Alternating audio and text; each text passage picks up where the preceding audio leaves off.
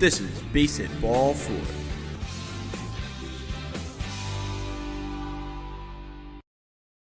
Hello, everybody, and welcome to the BASEHITBALL4 podcast. This is our third episode. I'm Glenn Zanegris alongside Scott Roswald, Tyler Blumenstick, and Alex Cashman is back for this episode. And today, we decided to do a fun little activity. We're have a Game 7 kind of lineup. We're going to compare and contrast our rosters. And this was Scott's big idea. And Scott, you want to go over what we were researching today? Yeah, of course. I kind of, was just thinking something a little fun since we don't have a lot of content going on right now. No games being played, obviously. I thought we could throw together what we each thought would be, the ideal lineup for Game 7 in a World Series. Got to go out there and win. Starting 9, one starting pitcher, one reliever, and then a DH. We went American League rules. Get that extra bat in the lineup. So I don't know where you guys want to start. I think we start with our starting pitchers. Well, before we get into names, I'm curious how you guys dissected Major League Baseball and came up with your starting 9. Did you go by 2019? Did you go by career? Did you go by gut? What'd you guys do? So I went based off of – all right, I wanted a balanced team, first of all. I didn't want to go with basically just give you like an all-star roster. I went more of postseason statistics over the course of a career, and if there really wasn't a guy at that position that I thought would be suitable for the team, I just kind of threw postseason out the window and went with somebody who maybe he's like an upcoming star that hasn't played in the playoffs. I got to imagine we're all going to have Mike Trout in there, who doesn't have much playoff experience, but he's Mike Trout. So, I'm interested to see where this goes, and yeah, I'm excited for this. This should be pretty cool. I've never done anything like this. Now, Cash, how'd you come up with your team? I'm a big average guy, so all my guys have pretty batting average? Yeah, all my guys have pretty high batting average. I think that home runs can get you to the playoffs, but they won't win you World Series. So that's kind of what I went on. And postseason experience. Postseason experience? I didn't do postseason experience in mine. I didn't. I don't know. I just don't find that much weight. I'm going to go by use talent. the entire 2020 Yankees starting lineup. I have 2 Yankees. Don't spoil it. That's all right, it. That's fair. I guess I do too now. I didn't know we were doing DH, but I just put another DH in. Who guess you didn't read the chat. No, I just missed that part. Yeah. So I kind of went off of everything. Some feel, some postseason, history, some regular season guys. I kind of just went through it. Guys I like. There's some people that I actually hate on my roster, but they have a good reputation. They're great players, so I put them into my roster. So I think I have a good balance of, history and just feel. So All right. Now, before we get started, finally, I have a question to ask. How many of you guys have a Houston Astro on your team? Oh, Tyler. It's one guy Fraud. that I have. I know who it is too, and you're a fraud. All right. I'm curious. It's one Astro? Yeah, you're gonna have to wait a while for this one. Really? I have one as an honorable mention. I have no Astros. I didn't even think of putting an Astro on my team. Me and Cash, the few things me and Cash agree on. I thought about it, and I said, yeah, absolutely not. No, not putting an Astro, just for the principle of it. No garbage cans are allowed in my field. So how do you guys want to do this? You want to start starting pitcher? You got to start. Yeah, so we go position by position. Yeah. So starting at 1 with the pitcher? Yeah, let's do that. All right. Scott, this is your master idea. You go first. All right. So with my starting pitcher for this roster, I'm taking Max Scherzer. Good pick. Guy's an absolute psychopath. He's just an absolute gamer. Last year, he broke his nose, and then one day later, he came out and started a game against the Phillies and struck out 10 batters through 7 shutout innings. He's crazy. He yells at himself on the mound. He scares me. He's intimidating. One of the other things I wrote down, he's been a top 5 Cy Young Award candidate since 2013, and he's won 3 times. The guy's an elite pitcher. If I have to go out and win a game, I'm taking Scherzer. Now, I'm curious about that pick with Scherzer because his counterpart in his rotation was the MVP of the World Series in Strasburg. Did you think about using Strasburg instead? I did not even consider Steven Strasburg. he had a great postseason, did win World Series MVP, but when I think of dominant starting pitchers in Major League Baseball, Max Scherzer is definitely at that top of the list, as I mentioned. Just he's a competitor, he's a gamer. I think he can win me, the most important game of the season. All right, Tyler, how about you? So I struggled with this one a little bit. I had Scherzer typed in there. I actually have him as my honorable mention, as well as Justin Verlander, but I decided to go with Madison Bumgarner. He has an 8-3 postseason record, all time with a 2.1 ERA. But that's just his postseason record. Now you narrow that down even further. Madison Bumgarner is 4-0 in the World Series with a .25 ERA. Now, to get an ERA that low while still allowing a run, listen to this: 36 innings pitched, 1 earned run. I mean, Crazy. I just want that in there. I mean, you got to go with the guy. He might be at the tail end of his career here, but when you're talking like in terms of this, a guy you want to go out there and take the ball in Game 7, I'm going to go with Madison Bumgarner. But is he the guy you want on Game 7 of the World Series in October of 2020? Listen, It's not 2014. It's been 6 years. It's not correct, but look, this guy is still Madison Bumgarner. He's had some struggles. He's a creature. I mean, with the what is it? Bull riding, rodeo, something like that. Yeah, that's wild. But no, I mean, look, the stats are the stats, and I tend to be a contrarian sometimes, so I'll go with Bumgarner here. It's not like a sexy pick, but the stats back it up, so I'll take it. Cash, you look upset. Yeah, I am a little bit. Because when are you not upset? No, it's a good upset. I had Madison Bumgarner also penciled in, and I took him out because happens. I just thought he's past his prime. But I'm That's a happy, good argument, though. I'm happy Tyler took him. Yeah, I didn't even think about him, which I'm surprised I forgot about him. But I didn't think about him because he's not in his prime anymore. I went by if the game was today. Well, no, even if the game was today, I also thought about. I'll tell you right now, and is it my turn? Yeah. I mean, before you go into who you picked, if Bumgarner was the same guy, San Francisco would have spent the money. Am I wrong? Yeah, that's they true. let him go to a divisional rival. But the postseason's a different animal, Glenn. That's it. It's fair enough. It's true. Yeah, I didn't put much stock into postseason experience on mine, so that's just where we differ. Okay, that's why you're not going to be a GM. You have to get there first. So if you want to be a GM, you got to get there. Go ahead. So I just want to point out that if this was last year, I'm putting CC Sabathia. He could be 65. If he's in the league, I want him on the bump for Game 7. I really don't care. The guy's an absolute monster. Alas, he retired, so I couldn't use him. I did have Verlander penciled in after Bumgarner, and because he's an Astro, I took him out.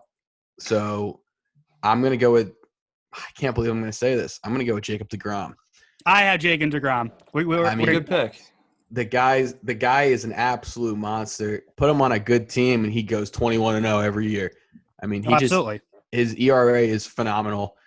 He could win Cy Young every year, and I don't think anyone would complain. I mean, the guy is just an absolute workhorse. Every 5 days, the Mets are going to get a good outing from him. They just do not score for him. But Game 7, it hurts me to say, but Jacob deGrom's my guy 10 out of 10 times. I mean, if you have a team that's good enough to make it to Game 7 of the World Series, then Jacob deGrom's going to have like 25 wins in a season. It's just absolutely a disgrace what the Mets have done to him. He needs 3 runs. Needs 3 runs. 3 runs, right, you win the game. He went 11-8 last year, 2.43 ERA, which is better than Garrett Cole. 204 innings pitched, 255 Ks, and then a .971 WHIP. It's unreal. What was his ERA? 2.43. So you put him on a team with the roster that any of us put together here tonight. He's literally going. He's winning every start. Yeah, he's electric. He has the fastball that reaches 100. He has the wipeout slider and the changeup. The Mets. It's funny. They just don't score for him. They just lay down, and they just expect him to go 8 innings and give up 2, and then they'll hopefully scratch across 3. It just happens less likely than it does actually happens.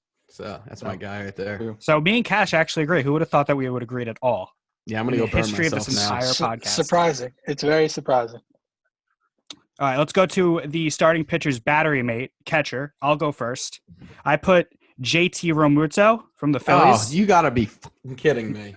Why? Guy's a beast. 275, I also 25 have home JT runs, Realmuto. 83 RB. Oh, this is weird. I don't like this at all then. I don't like this I bet you exercise. Scott has him too.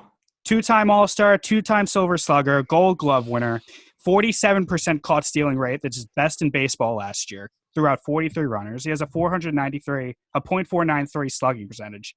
I think overall the best catcher in baseball, JT. Yeah, I would agree. The guy's an absolute stud. I hope the Phillies lock him up long term.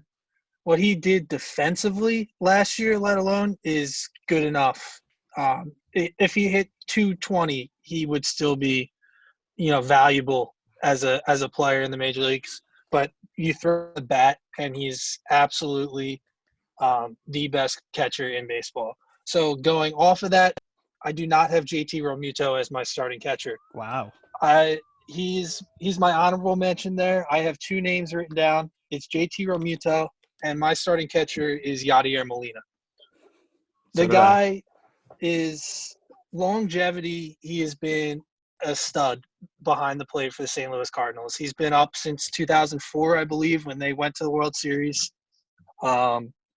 Defensively, he won 8 straight Gold Gloves, 9 overall.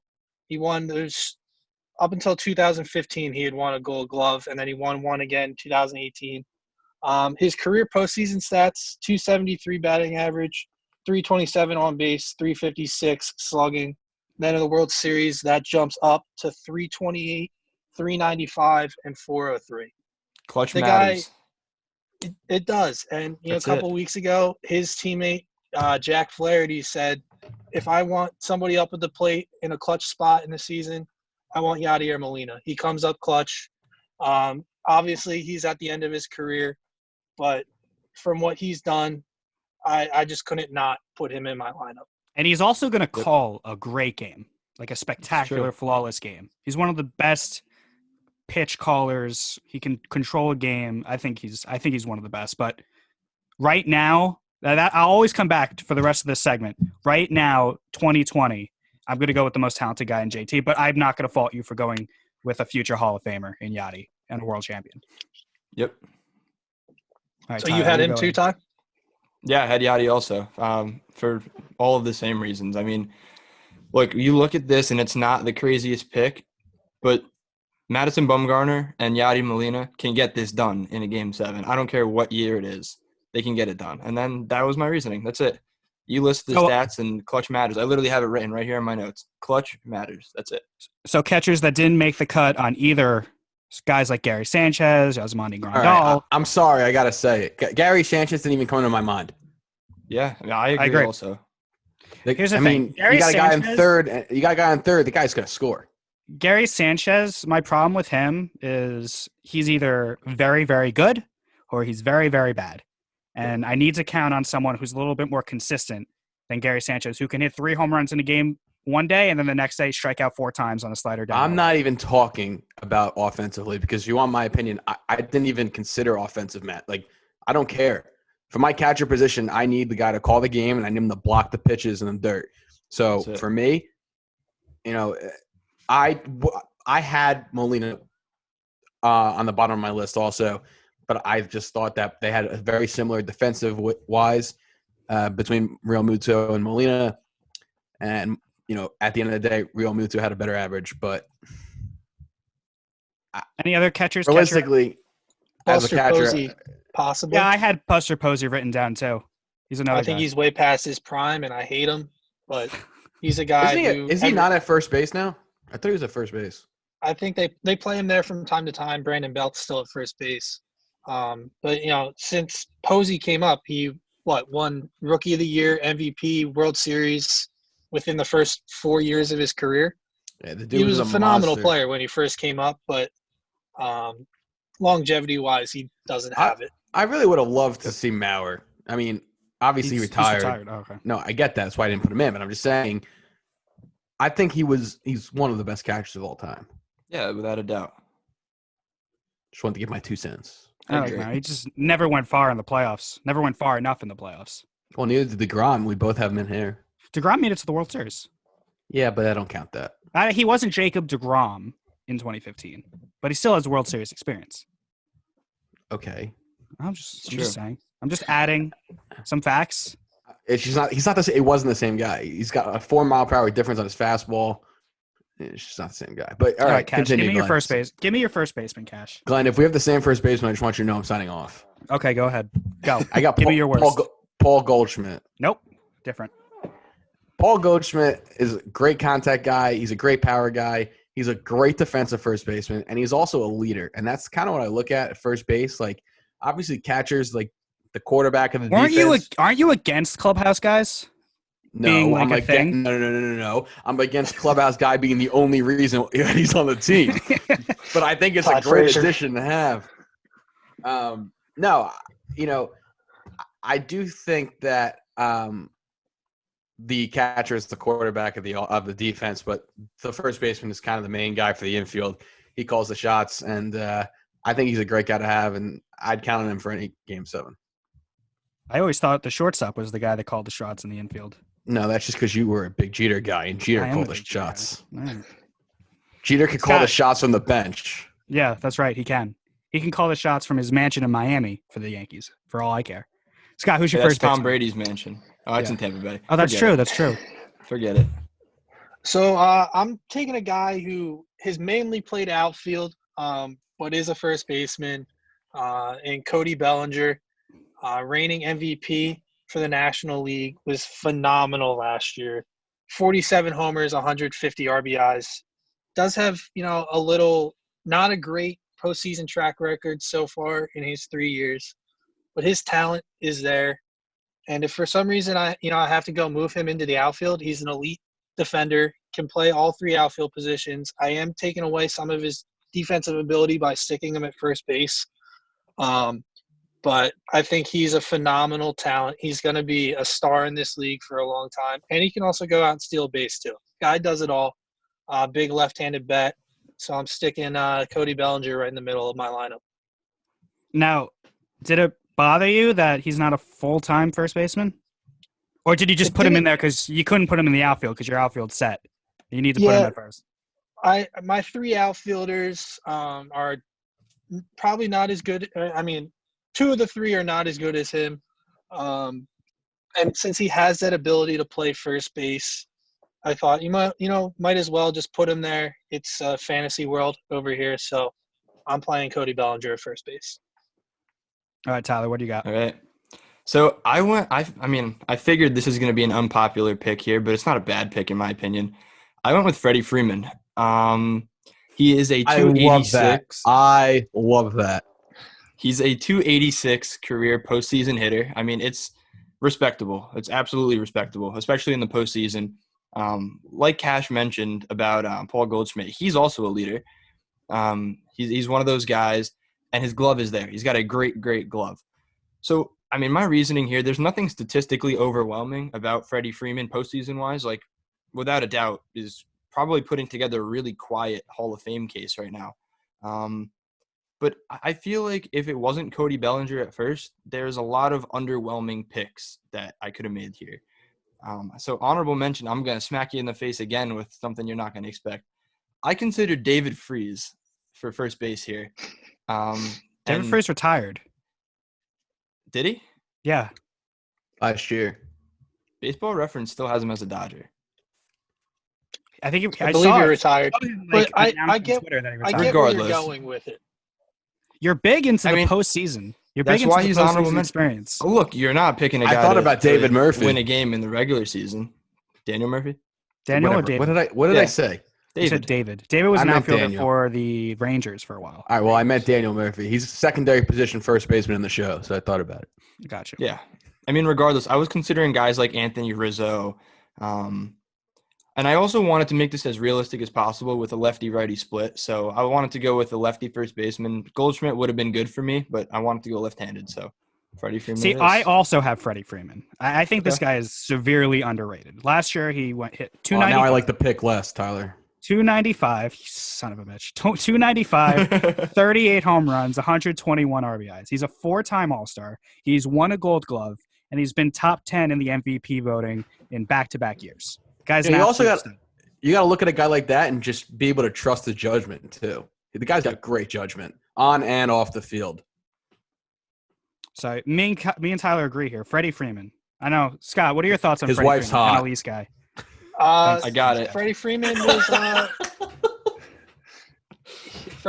was my second choice. I had him listed right next to Bellinger. If I wasn't gonna have Bellinger, I gotta go Freddie Freeman. I've actually had him on my fantasy baseball team the last, I think, 3 years, and he's been an absolute stud. He is consistent day in, day out. You know what you're gonna get from Freddie Freeman.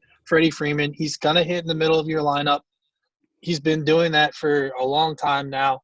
As much as I hate seeing him all the time playing the Braves, the guy's good, and you can't deny it. So I would have been perfectly fine with taking Freddie Freeman as well. It's not a heavy first base generation that we're living in. No, I mean, who else it's out? not. Eric Hosmer's out there. I don't know who else is out there. Pete Alonso. Eric Hosmer. Pete Alonso. That's fair. Pete Alonso's a Eric sneaky pick. I didn't even Hosmer. think of that. Hosmer declined exponentially once he signed that contract with the Padres. That makes He's sense. never been elite, but he earned He that had some money. good years. He He won that World Series. World Series. Yeah, he was heart and soul of that Royals team in 2015. But he's not a top. Well, they also played tier the first Mets. baseman. That's fair. So yeah, Got an asterisk next to it. And Pete Alonso is probably somebody who you could probably take Too moving young. forwards. With the 53 home runs last year, we don't know Right. what he'll do this year, what he's going to do in the future. He's just a rookie, so a couple more years, see if he can consistently be a guy. He's probably going to be one of the top first basemen for a while. All right. So for second base, I decided to go with the first Yankee on my roster. I went with Gleyber Torres, actually, at second base. We haven't really seen like a crazy amount of years out of Gleyber in the postseason, only because he still is only 22, as if you haven't been reminded enough. He's 23, actually. He's now 23? All right. He's 23. Well, fair Turned enough. 23 in December. There you go. You would know. Glenn would know. I do know. How's it taste? Oh, God. So he's got a 302 postseason average. He's a spark plug. I mean, I don't really have to go into much depth on Gleyber Torres here. He's a guy that gets the ball rolling. He keeps rallies moving, and that's it. I mean, you want that guy on your roster, and his glove is good. And I mean, I like it better at second base than shortstop, to be honest. But I mean, I'm not in the Yankees. See, the thing is, he is a shortstop now. I know, but I don't know. He's going to get better with time, but Of course. as of now, I'm going to go with him at second base here. 2-time All-Star already, hit 38 home runs last year. Absolute stud. Absolute stud. One of my favorites in the game. And is he not your second baseman, Glenn? He's not. Wow. He's not my because second he's your shortstop. That's why. He's maybe. I don't know. My second baseman is DJ LeMahieu, the current second baseman for the Yankees. I mean, what can you say about DJ LeMahieu? Last year, hit 327, 26 home runs, 102 RBIs, 3-time All-Star, a batting title, 3-time Gold Gloves. He has a Silver Slugger, on-base percentage of 375. You talk about spark plugs, Tyler. This guy, where would the Yankees be last year without DJ LeMahieu? A guy who didn't even start on opening day. Remember, it was Troy Tulowitzki at shortstop for the Yankees on opening day with Gleyber at second and Urshela, or I'm sorry, it was Andujar at third, and LeMahieu was on the bench. And then he just turned into probably the best hitter on the team. He had that huge home run in Game 6 that was all for nothing 10 minutes later. DJ LeMahieu, Because they cheated. just an absolute stud, DJ LeMahieu. So I'm not going to put Jose Altuve on my team. I hate him. I despise Jose Altuve. So the next best thing is DJ LeMahieu. I actually have a note here. It says not choosing Altuve, and my honorable mention was Ozzy Albies. Ozzy, I actually thought of the kid in Arizona, Ketel Marte, who had an Marte? absolute breakout year. I have his stats in front of me. This guy, 7.2 WAR, 32 home runs, 92 RBIs. You don't hear about him because he's out in Arizona in the desert. But the Diamondbacks sneaky won 85 games. Kid's an up and Because coming. they have nice uniforms. I was thinking about putting Marte in there, but I went with my guy DJ. I like that pick. DJ LeMay, he was phenomenal. He's been consistent his entire career.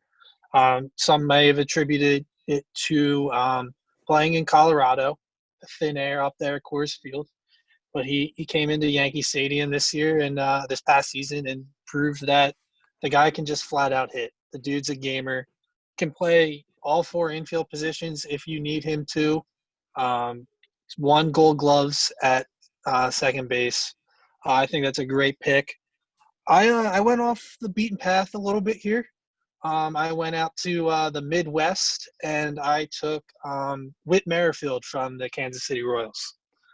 He's been a very solid player over the last 3 years for the Royals, in a team that has won very few games, hasn't been noticed, led the league in steals 2 years, is hit over 300. I just think he's a very consistent player. I love the way he plays. He plays hard.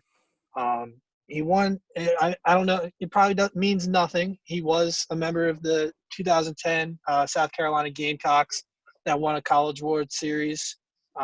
He played a big role on that team. So he knows what it takes to win in big spots. He missed being on the World Series team by 1 year. He came up in 2016 for the Royals. Hasn't seen that success as a team. But he's been a really good player. I like Whit Merrifield, and another guy who's versatile defensively, can play all 3 outfield spots plus second base. So I'm rolling with Whit. So I have a little unique thing here between second base and shortstop, so I'm going to roll over the 2 together. I couldn't decide. Who gives you that authority to do that? I don't really care what you have to say. All right. Well, I'm the host. No, I'm kidding. So I couldn't decide. So it depends on it depends on how I wake up that morning. So at second base, I have LeMahieu. But that's with Glaber playing shortstop. With Didi playing shortstop, I have Glaber at second. And I think I really want Didi in that lineup. So I'm going to have Glaber at second base and Didi at short. I mean, Didi's proven that he can play in the postseason. He's proven to be a great clubhouse guy, a good tie. And he's proven to be a spark plug when it's needed. And that's something that you need in a Game 7. And, I'll never forget the roar of the crowd when the Yankees were down 3-0 to the Twins in the first inning. I was ready to go home, and Didi just comes up and hits a 3-run home run. I think I peed myself a little. It was honestly one of the most unbelievable experiences in my life. I've been to hundreds of sporting events. That might be the top. It was truly – I was shaking. The stadium was shaking. I thought Yankee Stadium was going to crumble down. So I got Didi in my lineup. The dude can hit when it matters. And when that home run was hit, me and Tyler were in that apartment on Cedar Ave in Long Branch going nuts. I couldn't breathe. It was unbelievable.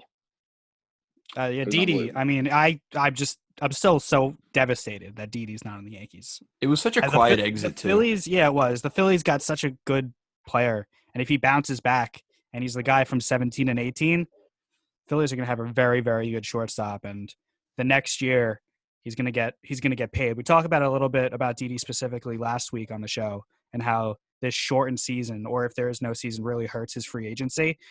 If there is a season, I expect Didi to go off and then get his money the next year. I hope he does, because he deserves it. Absolutely. Yeah, so to continue on Didi, he's my shortstop as well. Heyo. I wrote down 3 things for Didi Gregorius. I wrote down 3-run homer in the wild card game.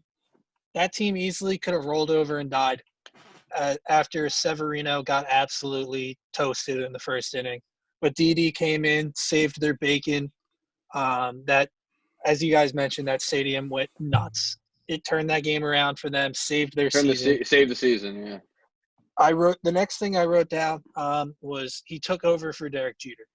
Probably the hardest thing that anybody could have done in sports, and specifically in baseball in the last 20 years, is to take over for Derek Jeter. When it happened, I was like, Didi Gregorius, below average player, plus glove, but nothing special. See how long he lasts there. Guy's blossomed into an absolute star. And then the third thing I wrote down was clubhouse guy. I'm excited for him to be in Philly this year, bring that postseason experience and leadership to the shortstop position for the Philadelphia Phillies, something they haven't had since Jimmy Rollins left. So I'm taking Didi. All right. I'm surprised we got two DDs here. I'm not Shocked. going DD here. Neither am I. I went with a switch hitter. I went with Francisco Lindor. He's a 276 postseason hitter. His defense is there. It's plenty to play shortstop. He's got it. I mean, he's a morale booster. He's like one of those young guys, another spark plug. Him and Glaber in the middle infield would be everything that I would need here. Yeah, I mean, honorable mention. I was going to go with Fernando Tatis Jr., but I had to go with the postseason experience here, although they didn't pull it out at home in that Game 7, which is a great game. I rewatched it yesterday when they had it on. It's a phenomenal game. Unbelievable game. We actually had a fire drill we during that were game. sitting in shadows.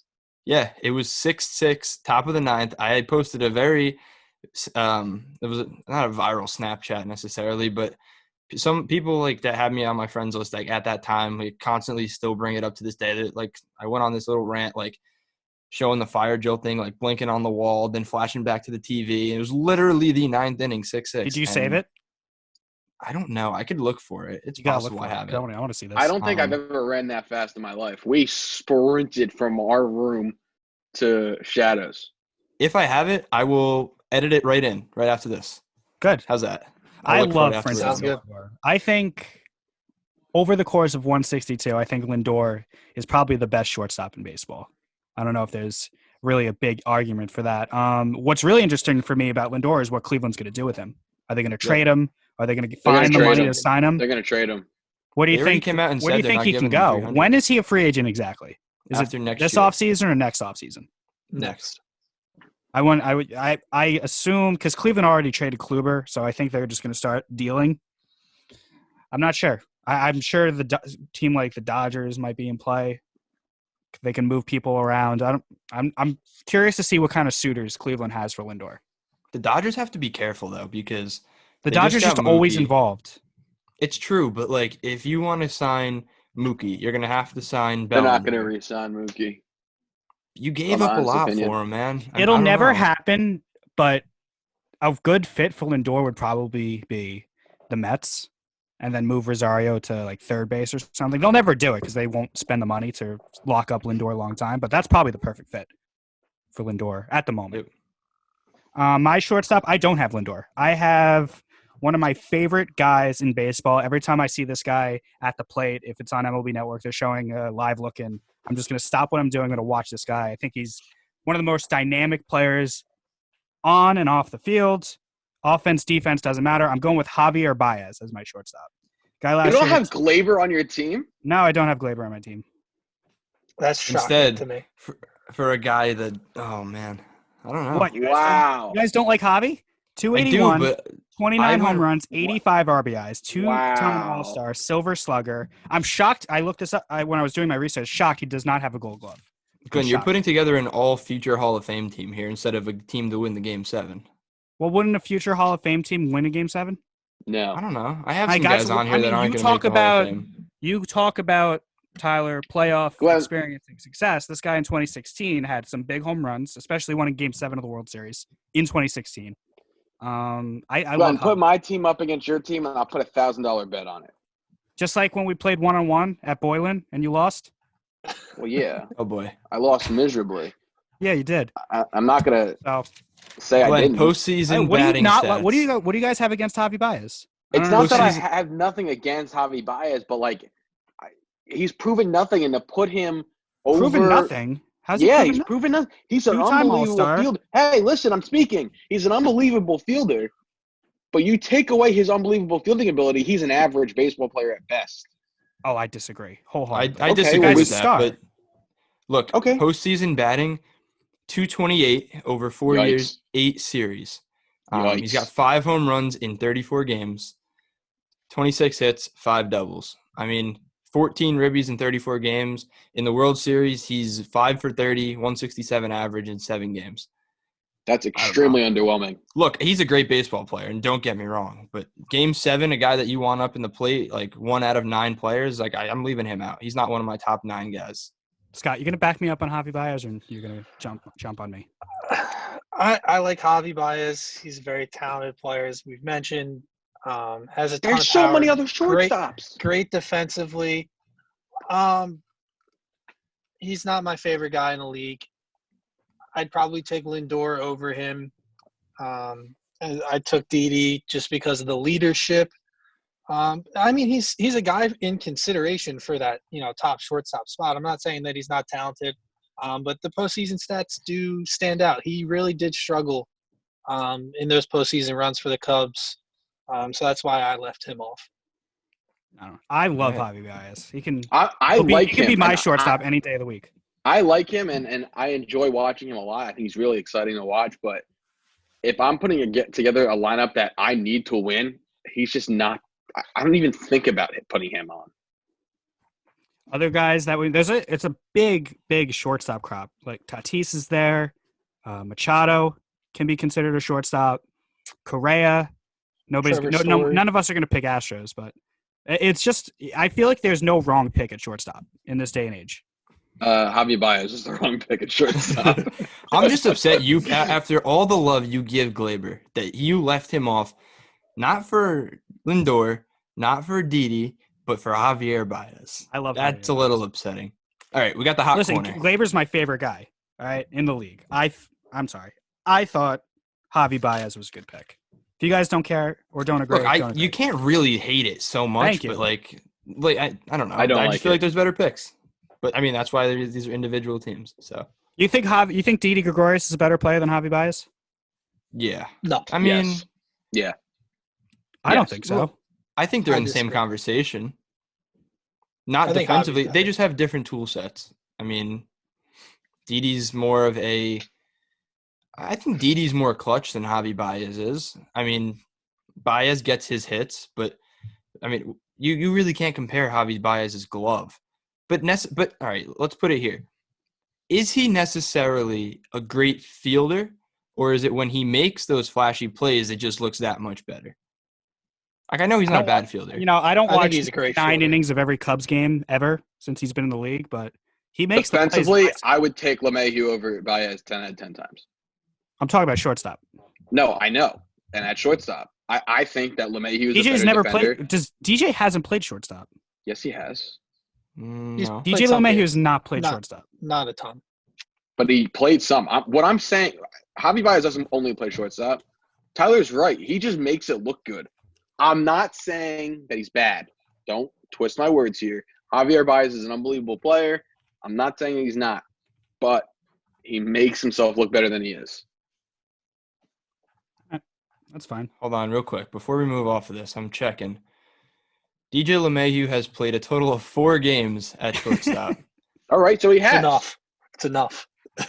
It's enough sample size to say he's a better shortstop than And by Javier 4 Baez. games, I mean 4 innings also. 1 inning per game.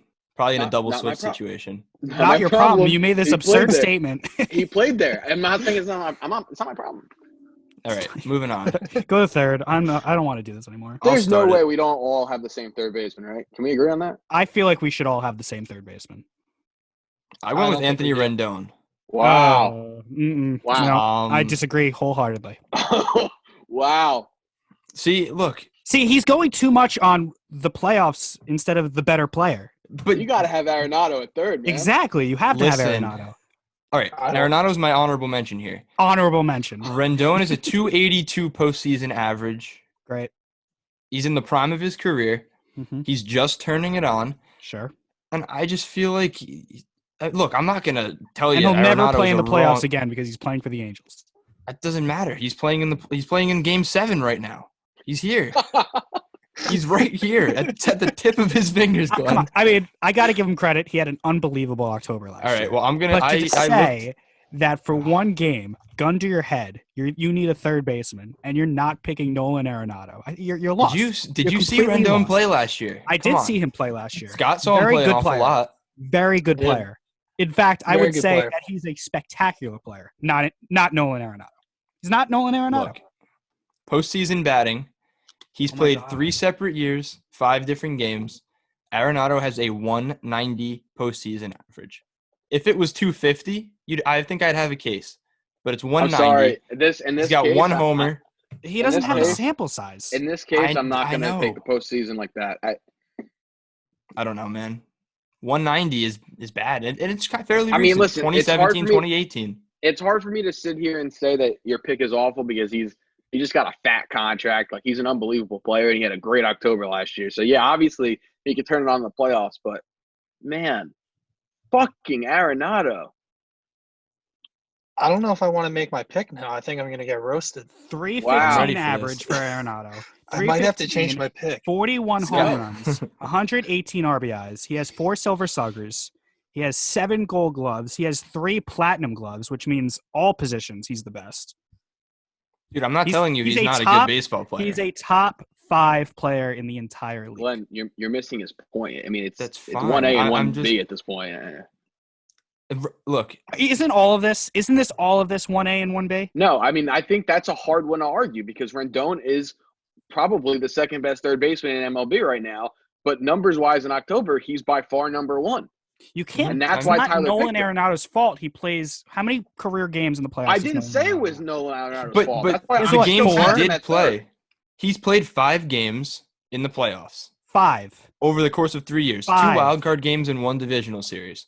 Wild cards on He's- the playoffs. Sorry. Regardless, he's played 5. He's got 23 at bats and he's knocked the ball through the infield 4 times. I think Listen. I think in general, I think you're putting way too much stock in postseason. 7 Well, that's why your strikeouts in team's 5 going to games. lose. 7 My team's strikeouts, not 5 gonna games. That just shows me that the guy's got blurred vision in the playoffs, as far as I know now. And I'm not picking him as my third baseman. I don't think 5 games is a large enough sample size to say someone's a bad postseason player. He didn't say he was a bad I didn't- postseason player. You're implying that he's a bad. No, he's postseason not. player. He's just He From the is. numbers I Last have in front of October. me, He's from the talking about numbers I last got in front of me. October. 2018, 2 Octobers ago. Oh my, Scott, go ahead. Well, I feel like I'm going to get bullied into Wait, hold changing on. my Before pick. you go, Cash, didn't you pick Arenado too? Yeah, and I'm Okay, sticking then what by are we my arguing? pick. Why are we arguing? Because I'm sticking by my pick. But what I'm saying is that off of last year's postseason numbers, that's Tyler's philosophy in this whole day, right? His whole team is based off postseason numbers.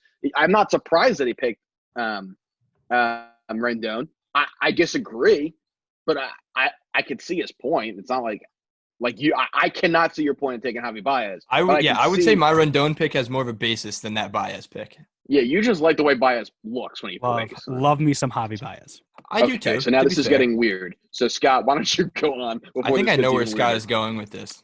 I love Javier Who, Baez. who Go do ahead. you, Keep who it do in you your think I'm pants, taking? Scott. Who do you think I'm taking, Ty? Jose Ramirez. No, I'm not. Cupcake. I love the 2 picks of Rendon and Arenado, probably the 2 best third basemen in the league. But for some reason, I am just Are you picking Devers or something? No, I'm attracted to Josh Donaldson and Good-looking his guy. game. Okay. I love Josh Donaldson. Glenn, what's going on over there? He said he was like, I'm attracted to Josh Donaldson. You Yeah, kind of not the have way a he Donaldson looked. look He Should going. not right be now. ashamed of that. I don't think he should be ashamed of that. Yeah, The mine looks guy really nice too. from 2013 to 2017, I know it's 3 years now has passed. The guy was a top 10 player in the league. He won MVP that one year and is absolutely phenomenal. I don't know. He just stands out to me every time I've watched him play. He's a ball player. Yeah, he really is. Okay. He had a great comeback year last year with the Atlanta Braves. That might have been some of it where I watched him play a lot last year. I was vouching for the Phillies to go sign him on a short-term deal this offseason. But He fortunate did for have a him, great year with the Braves. he parlayed that into a nice, 4-year contract with the Minnesota Twins. Hopefully he can stay healthy for these last couple years of his career here. He's put up big numbers. His postseason numbers don't, stand out. It's 260, average 335 on base and 433 slugging. It's good numbers. They're not, the best of all time. They're not the worst. I just like him at third base. He's my guy. I can't argue. All right. Can't argue that either. All right. I'm glad I wasn't bullied because I thought after that conversation I might, get laughed. I think it's off a the bad screen pick, here. but I already used my Okay. bullying on Glenn. So That's fair. That's fair. One bully just- token per position. It's whatever. You know what? If you guys want to just make fun of my picks, it's fine. well, it's because you're going to lose. I'm not going to lose. I have the best player at each position. Oh yeah, is this a good time to drop the plan for this? Drop the plan. The MLB the Show. MLB the Show tournament. Yeah, so Cash. we're gonna Cash take these brought up a rosters. Good point. Yeah, I think we should take these rosters, make a team, and MLB the Show, and go with it. And next week on our podcast, you guys will be able to watch it all play out. And Glenn is going to come in fourth place. It's not going to come in Based fourth on place. two things: one, his shitty roster, and two, his poor ability of playing MLB the Show. Yeah, I think skill's going to come into this. Then we should simulate it. Then, if we want a true test of which roster is the best, we should sim the games. Fine, no, we Okay. can watch a sim 3-inning game and commentate it. Are we gonna do a bracket or are we gonna do round robin? I would say I don't know. round robin. I haven't I thought think that you far just are ahead. all haters, and you guys are going to be so pissed when I win.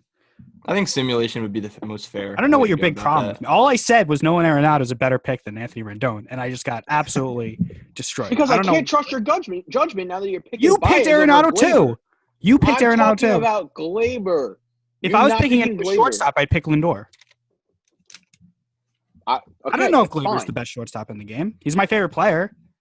Is he the best shortstop in baseball?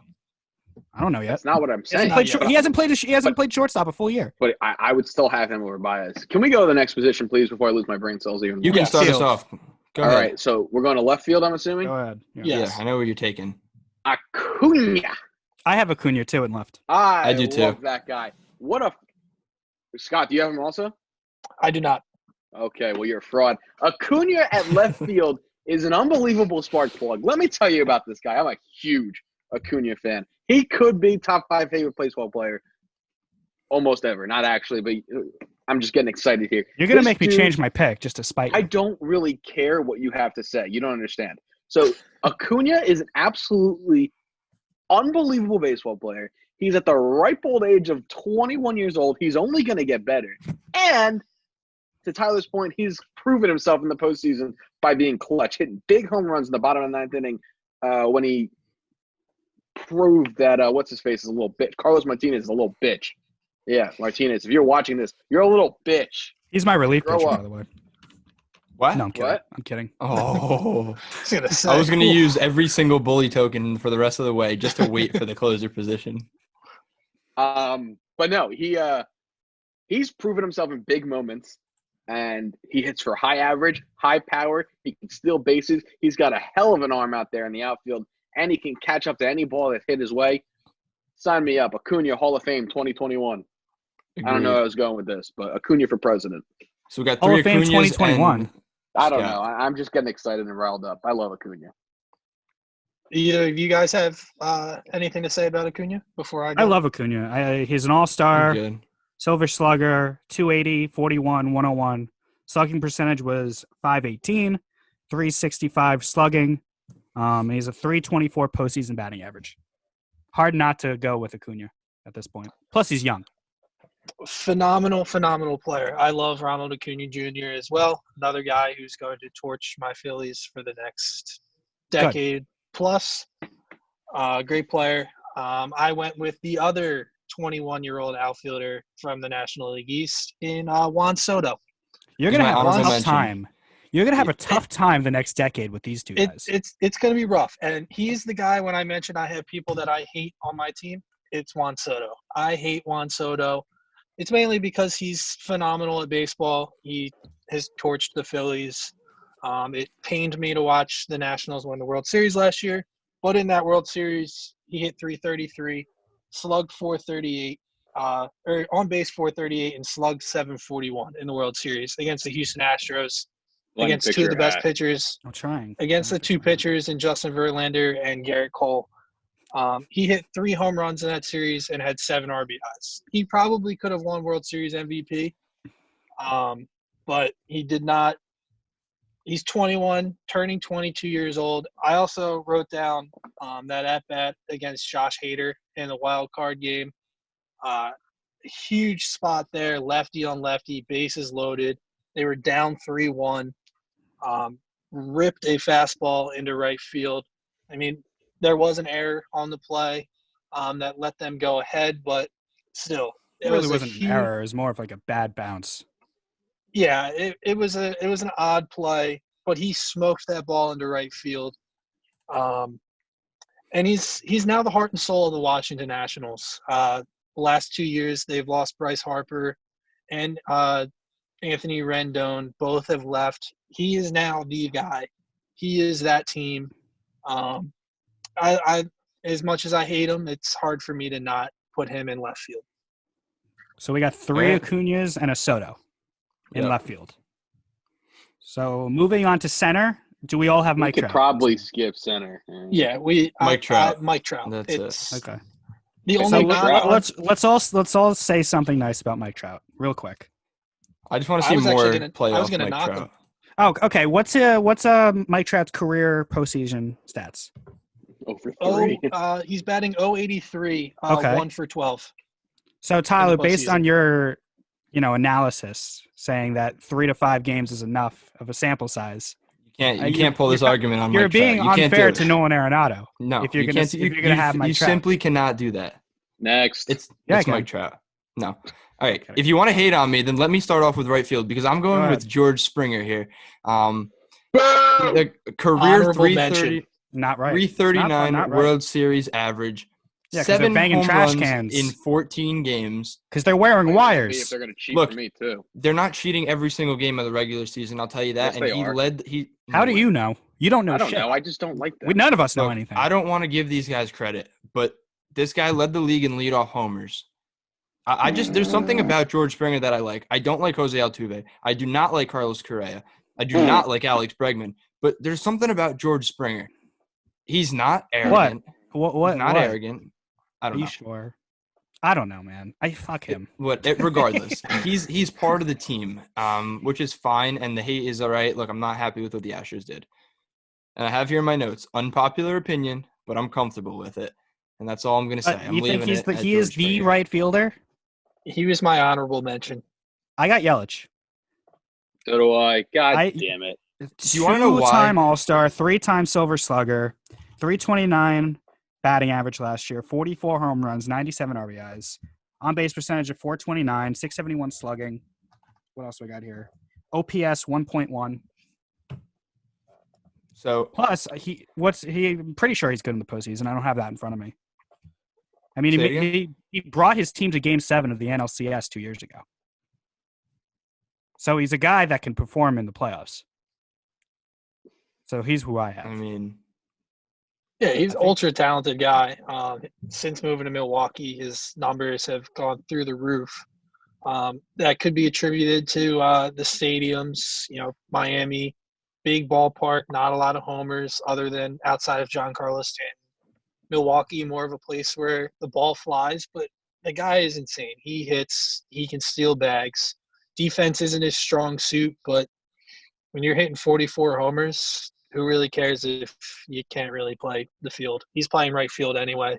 Doesn't really matter. I just want to make another cast. So none of us have Mookie Betts. No. And Yelich have, wasn't even my Yelich pick. also. So Yelich also.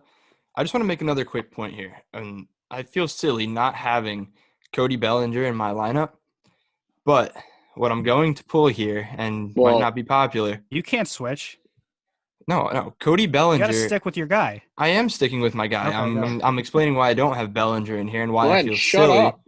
As talented of a ball player he is, 178 in 7 series. He's 24 for 135. You really are One- obsessed with postseason stats. 5 Obsessed. for 44 in the playoffs. Is that not a big enough sample size for you? 5 for 44. That's a lot of plate This isn't appearances. we're and no not making a production. team for a playoff run. We're making it for one game. All in the right. Well, World Series. speaking of That's a Cody big Bellinger, difference. At that Speaking rate, of- he's going to get a hit 1 out of 10 times, which means you're going to bank on him getting 0.3 hits, maybe 0.5 hits in that game, and that's I not think you're enough for putting me. way too much stock. Just It's because not speaking enough of for me. speaking of Cody Bellinger, I'm going to have him as my DH, and that's how I'll segue into that. He's my DH. I didn't make Wait, my right fielder can you pick be yet. respectful to Scott, please? Oh, I thought you Come said on. Yelich. He just explained No, Yelich's He I- numbers. just did said that not- Welch wasn't his pick. Was not my pick. Do you pay attention to my- this show? I got No. my homer pick here. I'm taking Bryce Harper. Okay. I love I'll give it love to you. you need your one homer. I love him. His numbers might not indicate Suck. he's the world's greatest player. His numbers indicate that he's extremely overrated. I would disagree. He had a phenomenal year last year. His MVP season in 2015 is arguably one of the greatest seasons in recent history. The guy, I just think he's another one of those guys where he's a gamer. He's going to go out there and he's going to bust his ass. He's going to run a hard 90 down to first base if he grounds out to second base. So I'm going to go with him in right field. It's probably not the most popular pick. He's not. I'll admit it. He's not the best player, but he plays baseball hard. He plays the right way, and I want him in my lineup. Listen, I'll give you your homer pick. I'm not going to hate you. So, Cash, who's your DH? Cody Bellinger, but Tyler already knocked him down. But he's my guy. He's my DH. My DH. Oh, please. I'm sorry. Explain Bellinger more. No, I mean, Scott really covered it when he played first base. When he had him at first base, I just wanted him in the lineup. That sweet lefty swing. He's not had great numbers in the postseason so far, but he's a better player now than he was in those 44 at bats. And I think a player's always got an opportunity to improve his postseason numbers. And eventually, I think he's going to win a World Series. So he's going to get a lot more games in the postseason. So I think that it'll be okay, and he'll win me my Game 7 when I mercy rule Glenn's team. What, you really just hate me? Not Tyler's do team, hate not you. Scott's team. You I just think they hate put me. together nice rosters. I don't think you did. Okay, well, you know what? Whatever. My DH, I'm going to go with my guy. Aaron Judge is my DH. The only thing that holds Aaron Judge back is himself and his health. But if we're talking about one game and he's healthy, there's no one else I'd rather have in my lineup than Aaron Judge. Guy's a stud. Guy comes up clutch. He has a number of big postseason home runs. His two. I have a question for you. Go I have ahead. a question for you. All seriousness, like I'm not trying to bust your balls, Okay. but I am. But he's not a better right fielder to you than Kristen Yelich. You know what? I didn't even think of that. I just put Yelich. It could flip flop easily. There's not one reason why I put Yelich in right and then Judge at DH. There wasn't a reason why. Like Yelich, correct me if I'm wrong, but Yelich is a pretty shitty fielder. Yeah, his defense. I wouldn't go as far as is shitty. the worst. Listen, part of I this game. didn't didn't put Yelich in the field thinking, I think Yelich is better right fielder. I just Well, when we play MLB The Show, you have to put Yelich in right field. that's totally fine. I'll roll the dice with that, Cash. I hope he makes an error. Okay, I great. so badly hope he makes an error. So Judge is my DH. There's no reason why I didn't put him in the field. That's just the way my mind put him in. Two-time All-Star, 272 batting average in limited action, 27 home runs, 55 RBIs. Again, his health is his number one downfall, but in one game, everyone should want Aaron Judge in their lineup. So that's my Todd, DH. go ahead. I'm with Glenn. I'm not gonna really. I'm not gonna push this any further. So I actually stuck true to the DH position. I did not stick Aaron Judge or a random player into my DH spot. I stuck with Nelson Cruz, a guy who DHs for the Minnesota Twins. Has been a DH for the last 6, 7, 8 years. I looked up his stats today.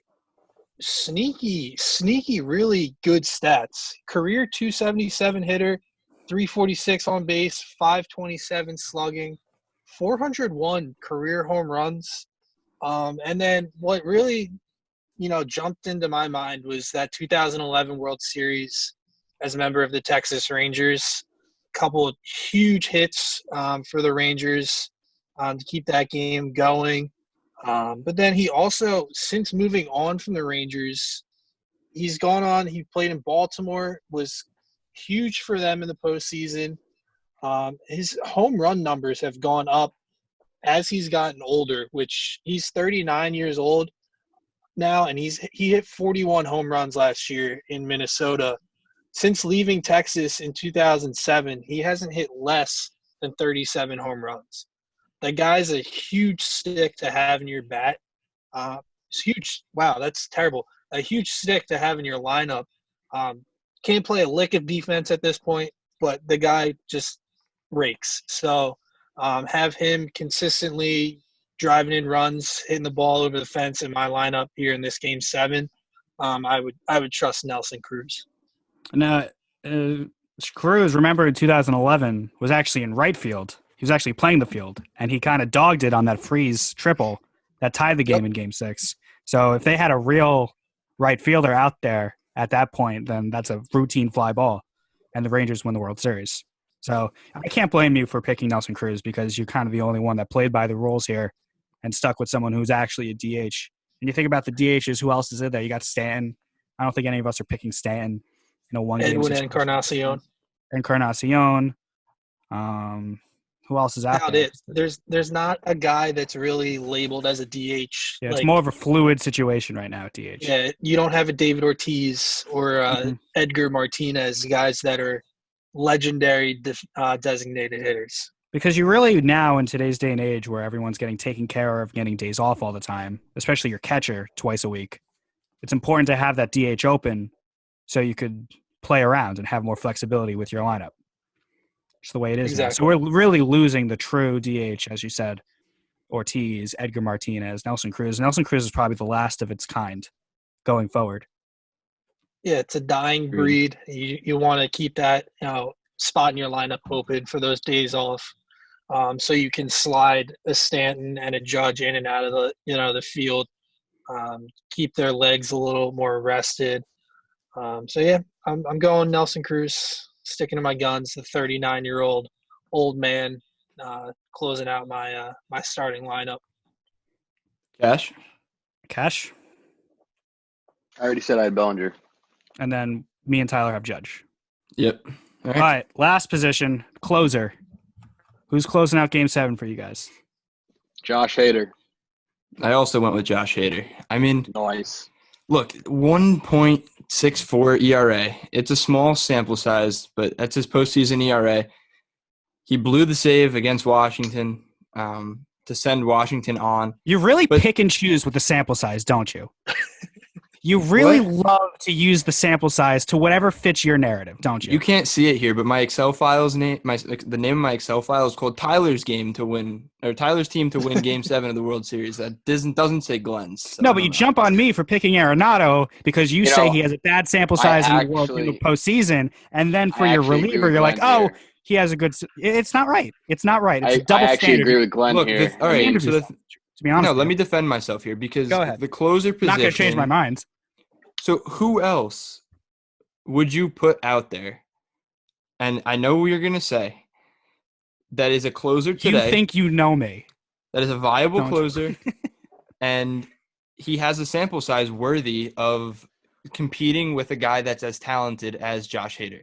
Now, he blew the save against Washington, but arguably they shouldn't have lost that game in that inning. It was Trent Grisham's fault in right field.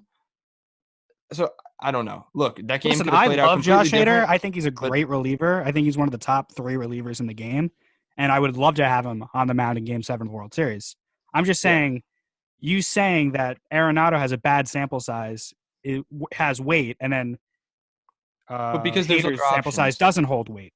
There's other options, and I'm not going to blow somebody else's pick because I know this guy that I'm going to compare it to. I'll come back to it afterwards, but I want to let everybody else speak first on it because I know he's going to pop up eventually. But somebody else go ahead, and then we'll circle back. How's that? I have a very unconventional pick. I struggled with closer. We've actually seen the last couple of years in the postseason, starting pitchers have been the ones to come in out of the bullpen in relief and close out a lot of big games. Charlie Morton did it for the Astros in 2016. Strasburg came out of the bullpen a couple times. I think Scherzer came out of the bullpen a couple times.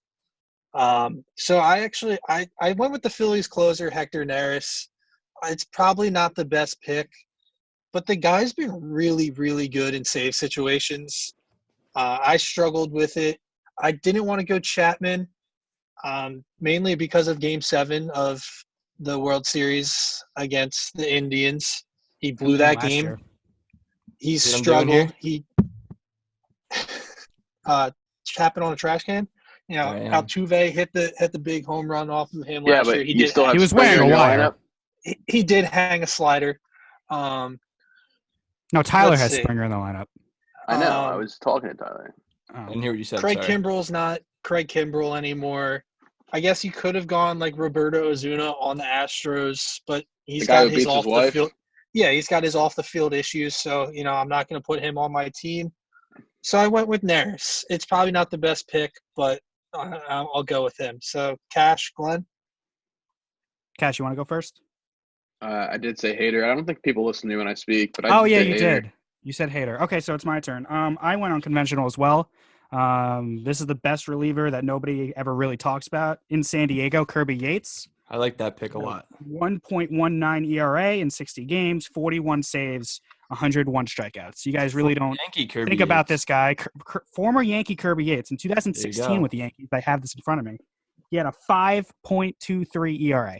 Beautiful. And then a couple years later, now he has 1.19. So, guys, absolutely Sounds electric. about right. Nobody really thinks about him because he's out in San Diego. Team's not really that good yet. I think they're on the rise, but they're not there yet. He was 9th in the Cy Young voting last year as a reliever. So Yep. Kirby Yates is closing down the 9th inning for me.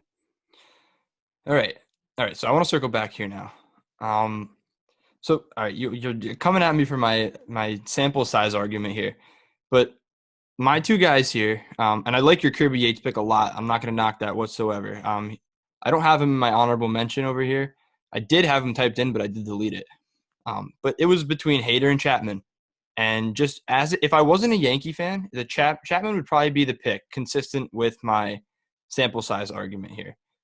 But I just don't trust the guy in the Game 7. Like, he gets it done. He's completely capable of being shut down. But I just do not trust Aroldis Chapman to come in here and get the job done in the 9th inning. He gets wild. He can load the bases. He can give you a scare here. And I just think Josh Hader has a lot more control. And it might have the lack of a sample size might honestly be better in this situation for my mental health in this situation, because I don't have flashbacks to come back to. I don't know what you're talking about. I don't have no idea. You're going in circles here. What do you mean? I don't have your mental health get involved here. If I'm the manager of this team, managing my Game 7 team, which we're in currently right now, I don't have flashbacks or any reservations of anything Josh Hader has really done in the past. I mean, he did blow the save against Washington, but he's got half the ERA that Chapman has, and he's got arguably better stuff at this point in his career. So that's my reasoning behind that pick and deviating from my sample size. So you're going by pure talent. Listen, for relief. Wait, hold on, guys. You're going by relief. You're going by pure talent for your reliever. Yeah, because right? there's not much else. Not for third base. I mean, it's not really like it's the same argument. I see exactly your point, right. But I actually agree with Glenn here. That hurts, but I do agree with Glenn. No, it's a fair point. I completely see your side of the argument here, but again, it is my team. But no, I think Hader has better stuff at this point, and Chapman scares me. That's really what it comes down to. Gut feeling, you want to put a guy out there to get 3 outs. Tyler, I got to be honest with you. Every time Chapman comes into the game for the Yankees, I really feel like they're going to lose. So I have zero faith in Chapman. I really do. It's sad, but like we took Mariano Rivera for granted in the worst way. I mean, he came in and that guy did not get taken for granted. Can you just let me make my fucking point? Yeah, but like we didn't take him for granted. What I'm saying is, I appreciated Mariano. Maybe Chapman, you didn't. Can you shut up and let me speak? All right, Chapman is an unbelievable closer. He's got great numbers to support it, and he's probably a future Hall of Famer. With that said, we still don't have the calmness that we had when Mariano came into the game. No. My grandmother actually used to But turn nobody the TV off. does. She'd be like, that's it. Yankees win. Mariano's in. Game over. It's over. We can go eat dinner now. You can't do that with Chapman. But No. who can you do that with, though? I really think that Brewers fans could do it with Hader. I'm not sure. I don't think that anyone's Padres that fans lucky. could do it with Yates. We're comparing apples to oranges here. We're comparing guys that are unproven to a Hall of Fame, if not the best I'm not closer in comparing the MLB two history, pitchers. up there with Trevor Hoffman. I'm not comparing the two pitchers. I'm comparing the situations. Okay? What I'm saying, I'm not comparing Chapman and Rivera either. But nobody's going to give you that peace of mind. That's the thing. Rivera is the greatest of all time, and I don't think it's up for discussion. Okay? But what I'm saying is that I realize nobody's going to give me the peace of mind like Mo. Nobody ever will, ever again. But I shouldn't be concerned that the Yankees are going to lose every time the closer comes in. Exactly. I agree. And that there should be at least some driving sort of factor. calmness. There should be some sort of idea where, like, hey, we got this one in the bag. Chapman comes in. No. I just don't feel it. And his numbers don't prove that. His numbers prove that he comes in, he does the job more times than not. But for whatever reason, I don't have that faith. I've just seen it happen too many times to put him out there in a Game 7 when I have free reign to pick anybody else that I want. So, like Josh Hader. There you go. Now, I'm going to defend Chapman for a second, because in 2016, Game 7, he gives up the home run to Davis. Fine. That's not good. But what he did afterwards was just absolutely amazing. Like, he was running on fumes. He didn't have the fastball anymore, so he just went slider after slider after slider, slider, and he got out of it. And I think that's something worth noting. I mean, he's not going to make every. I mean, you're making it sound like Chapman's a bum. He's not. He's one of the top relievers. That's not my point here. What I'm saying is he can come in, and if he gives up a 3-run bomb and they tie the game in the bottom of the ninth, that doesn't shock me. You know, if Mariano were to do, or if Josh Hader were to give up a 3-run bomb, I would be relatively shocked. I'm going to do Scott, something. What are your thoughts here on the reliever? While Scott talks. I agree. Chapman definitely does terrify me. He's got electric stuff, if not the best stuff as a relief pitcher in the game. 100-mile-an-hour plus fastball, and that slider is disgusting. He's ultra talented, but he does scare you. I strayed away from Hader because of the Juan Soto situation in that game. He didn't have his fastball. That at bat before Soto came up, he walked Rendon on 5 pitches. He got into a 3-0 count. He threw Rendon a fastball right down the middle in a spot where he knew Rendon wasn't going to swing. Then Rendon fouled off another fastball. And then he completely missed out of the zone. He had no command whatsoever in that game. I think Kirby Yates is a phenomenal closer. He had an amazing year last year with the 41 saves, but his track record isn't quite there yet. He was a journeyman before getting to San Diego. He's had 2 good years out there the last 2 seasons. It's a tough position. We thought for a while baseball was going to go into this revolution of bullpen. We saw it with the Royals when they won the World Series. Their formula was their starters went, 5 innings. Then they brought in Greg Holland, Kelvin Herrera, and Wade Davis. And we thought that was going to be the future of baseball. But in the postseason, we've seen it the last couple of years where you can't always rely on these relief pitchers. They get put into, pressure spots, and it's a lot to live up to on a consistent basis. Just so to have somebody like a Mariano Rivera is, a real treat. To have a guy like Trevor Hoffman is a treat.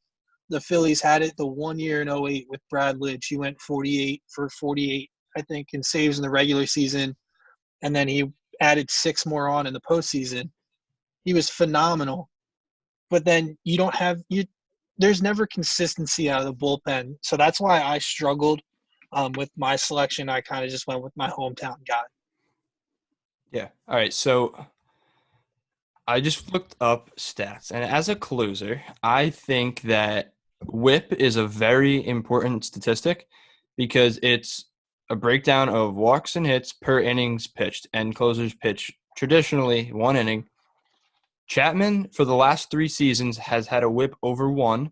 Last season and for his career as well, last season being a 1.1, which is a little worrisome for me because as good as he is, he lets up a runner on base every single inning on average.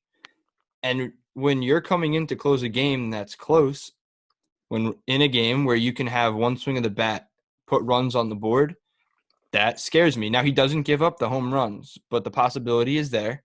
Extra base hits, he does give up.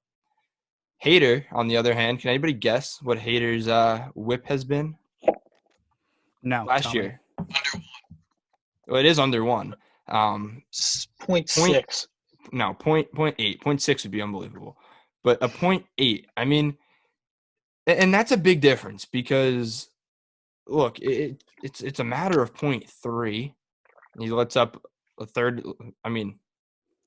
of a runner less per inning, which is, we know baseball where a third is a very key number here in a lot of statistics where you get on base a third of the time. I mean, maybe not on base, but if you hit for average about a third of the time, you're great. And that's the difference here in this statistic. I don't know. I just feel like that's a little bit of a backup to my argument there. I might have not accentuated that as well as I would have liked to, but yeah, that's just something that I like to look at and give you a little look into the Chapman scare factor compared to Josh Hader. I also think we just see Chapman every day, and we see him at his best and at his worst. It's true. So that's what gives us pause. So that's it. We went through all of our players. That was fun. I had a good time with that. So now what we're going to do is we're going to punch them all into MLB The Show, and we're going to see who comes out on top. All right. Sounds like a plan. Obviously, I think I'm going to win because I think I have the best roster, but it's all right. Watch Hector Neris blow it in the 9th for Scott. Oh, it's going to be brutal. It'll be just like I'm watching a Phillies game. Wonderful. So do we have any final thoughts before we sign off?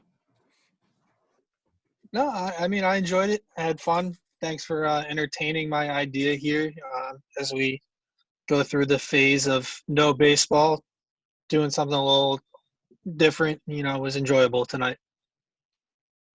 Absolutely. Yeah, I agree 100%. This was good. I think we should do more little games like this. I do have one more notable mention. All right. Honorary mention. Let's hear it. Martin Figueroa of the Sussex County Miners. Now he's in the Cardinals. Right. Mute him. The Cardinals. And that has been this episode of. No. Hold on. If you're going to pull – no, shut up. I'm going to speak. If you're going to pull all the postseason numbers, and I'm going to pull my postseason numbers. This is irrelevant. This is so irrelevant. Down 3 runs in the bottom of the 9th inning, and he hits a walk-off 3-run home run to win the championship, and you're going to tell me that's irrelevant? Okay, tell me when he does it in a game. That's exactly what I'll do. Amazing moment, but tell me when he does it in the MLB. I'm taking Figgy. Figgy, I got your back. For what? Where are you taking him? You going to put 10 guys on the field? We're not playing Rovers here, Cash. Who are you taking out for Figgy? Yeah, come on. Put him on honorable mention. You guys all had honorable mentions. I didn't have any. That's my one honorable mention. Okay, fair. I don't think it's fair, but we'll proceed. Frank, you're an idiot. It's not fair. Thank you. And with that, my final thought is that Nolan Arenado is the best third baseman, and you can't tell me otherwise. I don't disagree with you. I'm just saying in a 1-game playoff, Anthony Rendon fit my lineup the best at third base. All right. Well, that'll do it for this episode of Base Hit Ball 4. Catch us again next week. Enough with the minors, Cash. For Alex Cashman, Tyler Blumenstick, and Scott Roswald, my name's Glendon Eagers. See you next week.